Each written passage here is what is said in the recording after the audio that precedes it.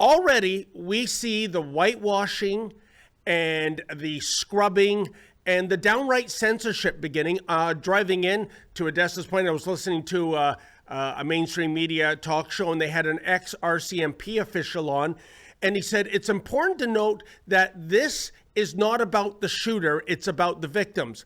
Wrong. It's about both. Of course it's about the victims, but if we don't analyze what made that monster tick to pick up that gun and kill all those innocent children, then how do we protect ourselves going forward? What say you, Chris? Of course, it's always about the victims. And of course, you always need to analyze what's going on with this shooter. What led to this? So the de facto state religion in Canada is gender ideology. And that is not an extreme comparison. This is what's going on. We have this ideology, not rooted at all in science. It is something that sprung up in the 1960s. This idea that we have a gender identity that might be different than our sex. And with the victories of gay rights around 2010, 2015, all the money in the world poured into trans rights. And what they have done has been very successful in turning what is essentially a mental illness into a civil rights movement. And so we have this young individual, Jesse Strang, as he has always been known, not Jesse Van Rootselaar. Yes, that's his legal name. He's never gone by that name. That was his father's last name, and his own father says he doesn't go by that name. But the RCMP is using that name. Why do they do that? Well, if you do a search for Jesse Van Rootselaar, you're not going to find anything, right? Because he's never posted under that. So this is a subtle form of trying to whitewash this event and make all his online posts disappear. But he needed help. Right. He was a deeply unwell individual. Mm-hmm. He wasn't just identifying as trans. Boys can't be girls, by the way. But he was also taking ketamine, DMT, mushrooms, antipsychotics, antidepressants, smoking weed in the house. He has this huge cocktail of drugs in his system. He dropped out of school 4 years ago. He's had frequent mental health visits. Police took away guns from the house at one point. He tried to burn down the house. He was arrested for arson. He set a fire in his bedroom. Yet they recently returned the guns, knowing all these mental health problems are going on. But with this, with trans identification, they don't treat it as a mental health problem. They celebrate it. They affirm a delusion, and they do nothing to get these individuals the help that they need. So we shouldn't be surprised when there are these outbreaks of violence.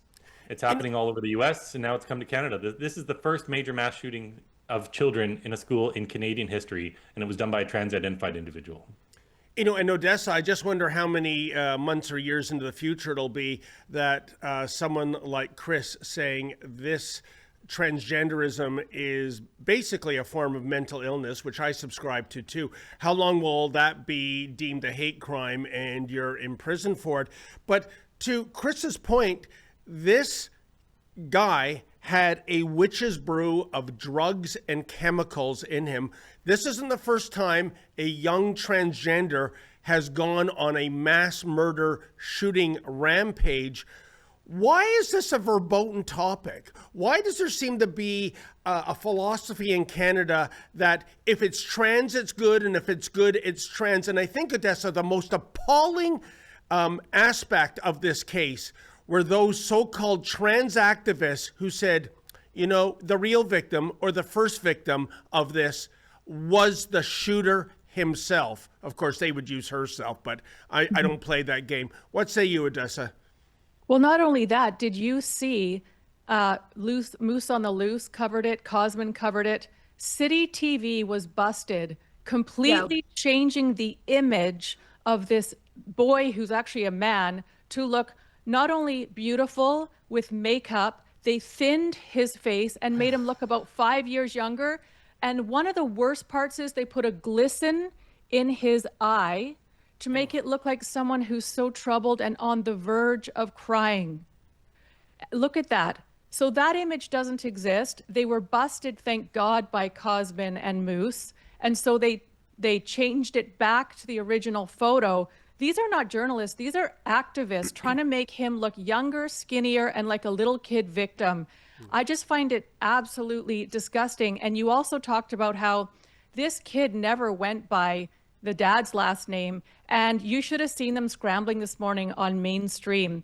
So Mainstream this morning had to read out the thing that the father put out, and he said he's never gone by my last name. That's the only reason they had to scramble and start admitting that he went by Strang. I thought that we're supposed to honor who this kid pretends to be, must use his pronouns, but you didn't honor the last name that he went by since he was little. It was a mass cover up. You're right. So they have pie on their face. They're eating their own dirt. And I hope this just shows with what City TV did, what deviants they are. You know, Sheila, to Odessa's point, this isn't the first time mainstream media has tinkered with the imagery of transgenders. I remember Leah Thomas, I call him Liar Thomas, the so-called transgender swimmer that was killing all the biological females in the pool. And there's this incredible photo. It's the before and after. I can't remember which media outlet. I'm going to guess. I think it might have been NBC.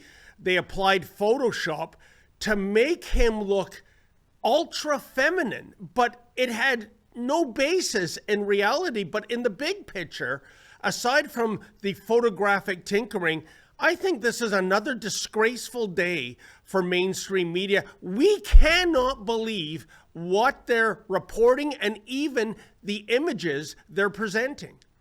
Yeah, we talked about this yesterday on the show. This is a symptom of just one of the many problems with the mainstream media is their obscene sympathy for the devil. They did the same sort of photoshopping American Idol nonsense when I think it was Rolling Stone magazine with the Boston Bomber, the Tsarnaev brothers. They gave him glamour shots. And very recently also with Luigi Mangione, they portray him as a freedom fighting heartthrob instead of somebody who just murdered somebody in cold blood.